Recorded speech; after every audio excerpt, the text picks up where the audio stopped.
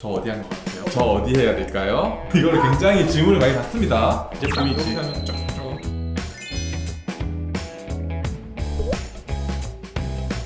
인턴 레전드 시절 자랑거리. 자랑거리. 저는 논문을 좀 잘 썼어요. 논문왕? 논문왕이었어. 논문왕. 아니 근데 김 원장님 글을 잘 써. 난 약간 문과적인 기질이 있어가지고 나는 진짜 없는데. 글 같은 걸 잘 쓰고.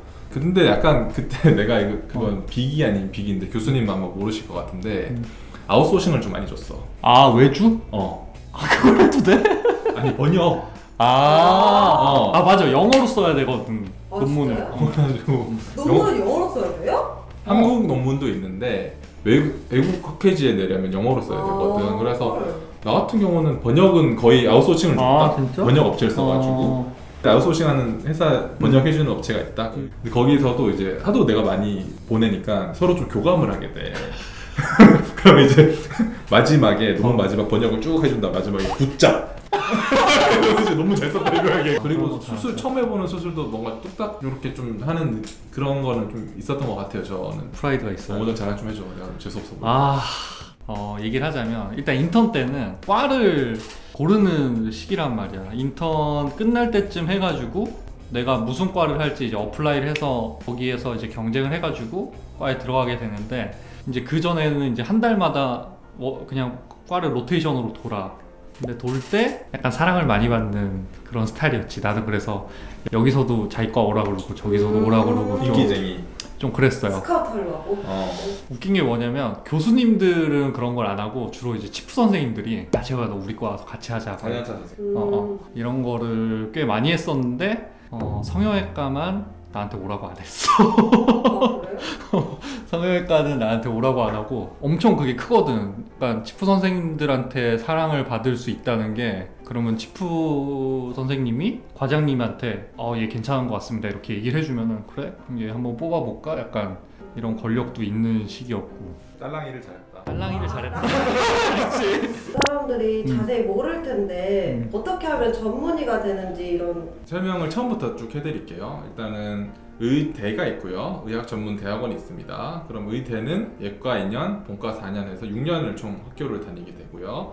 의학전문대학원은 타학교를 학사를 따고 나서 4년제를 졸업하고 나서 대학원 개념으로 들어오시는 개념인데 그럴 때는 본과 4년 이렇게 다니시게 됩니다. 이렇게 다니면서 공부를 열심히 해서 유급을 헤쳐나가게 됩니다. 유급이라고 해서 학교마다 떨어뜨리는 퍼센트는 다른데 저희 때는 매년 10%씩은 떨어뜨렸던 것 같아요. 그럼 의사고시를 칩니다. 패스. 그러면 뭐가 나오냐면요. 패스를 하게 되면 의사 면허증이 나옵니다.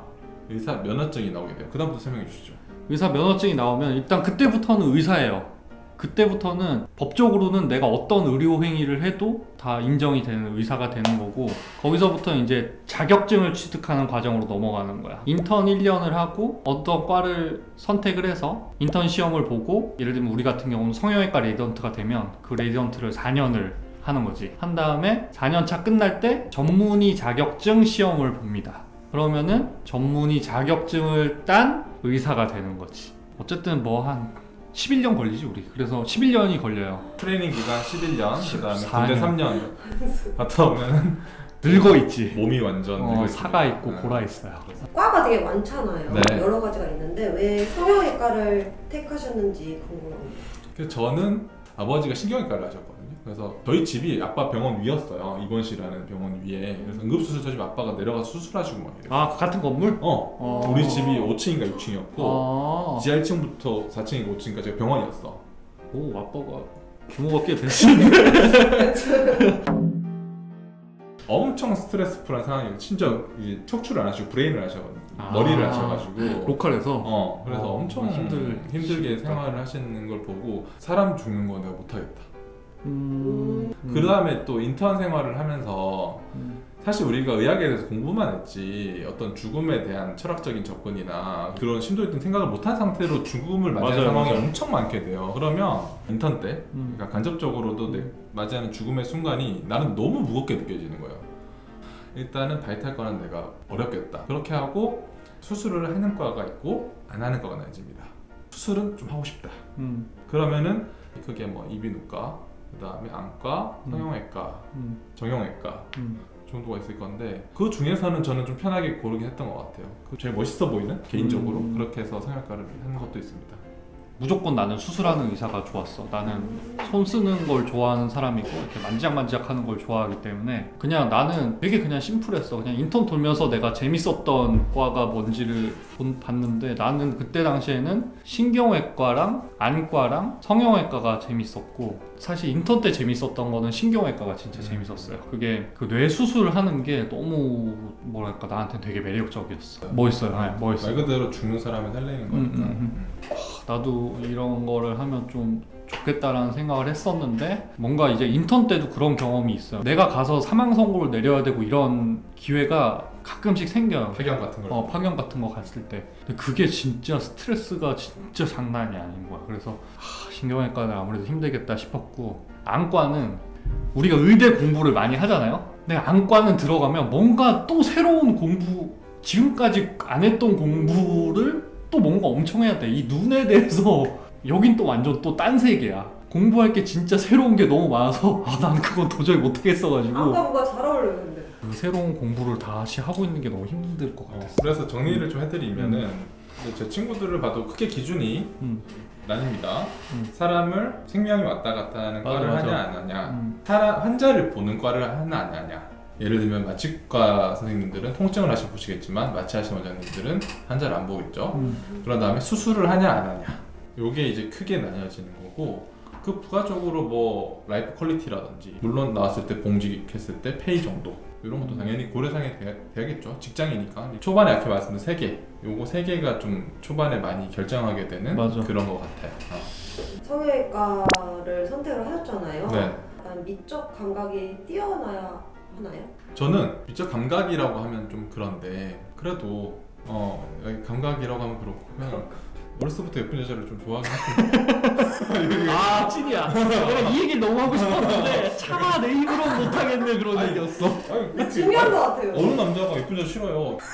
아니 나는 그래서 레지던트 때 이제 현직에서 일하고 계시는 성형외과 선생님들을 만나고 그러면 재호야 예쁜 여자를 많이 봐야 된다. 그래야지 훌륭한 성형외과 의사가 될 수 있다. 일리가 있는 것 같아요. 일단 무조건 기본 전제는요, 수술법에 대한 스킬이 다 완료가 당연하지. 되었을 때 거기서 이제 병원 스타일마다 차이가 나는 거는 그런 게 있어요. 환자분들 요구하신 대로 하는 것도 있지만 수술하는 원장님이 좀 어느 정도 미적 그런 조미료라고 하나요? 그런 걸 좀 개입하시는 게 있거든요. 일단 모든 수술 스킬이 완료가 됐다는 시점 하에서 그러면 미적 감각이 굉장히 중요합니다.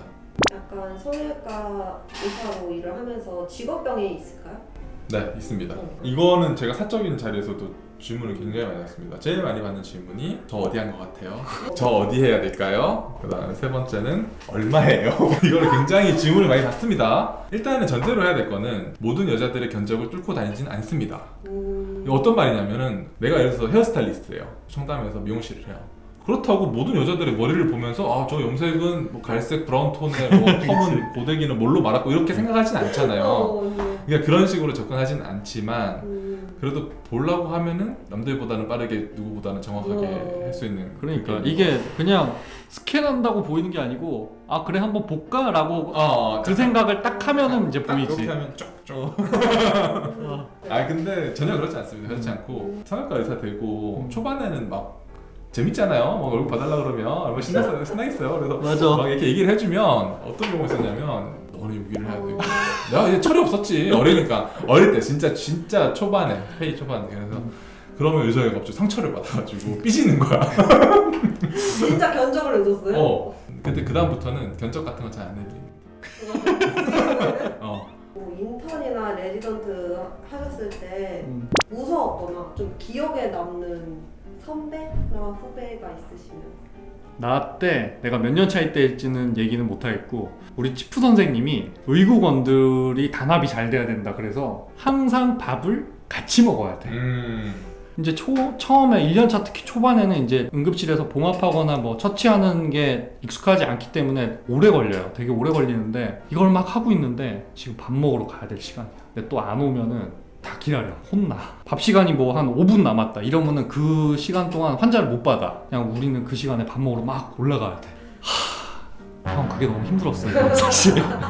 저는 솔직히 좀 무서웠던 선배였던 것 같아요. 제가 일적으로는 굉장히 약간 스트릭트한 입장이었는데, 근데 저는 약간 그런 스타일이에요. 잘하면 엄청 잘해줘요. 제가 치프 때 최다 회식 회식 횟수가 제일 많았던 치프가 아니었나. 물론 아이언차는 안 좋아할 수 있겠지만. 저 1년차 때는 갑자기 자기 고백.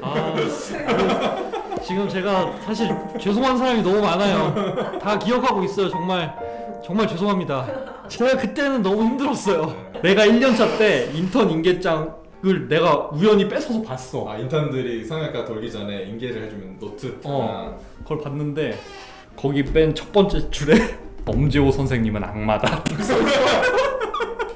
정말 죄송합니다. 네. 사과할게요. 근데 그때는 렌트 때는 다 그렇죠. 그럴 수밖에 없었어요. 극한의 상황에서.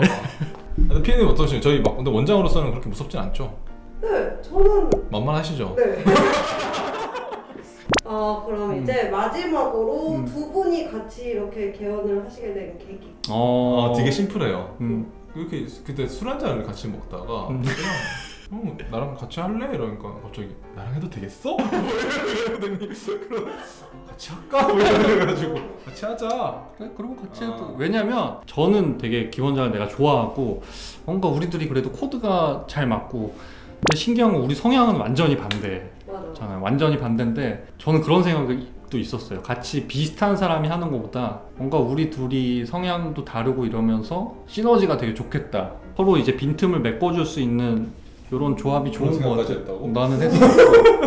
저는 그게 좀 중요했어요. 일은 일인데 좀 사람이 좀 재밌어야 되거든. 맞아. 나도 그게 중요했어. 사람도 괜찮고 재밌는 사람이라서 은근히 웃긴 사람, 은근히 웃긴 사람입니다.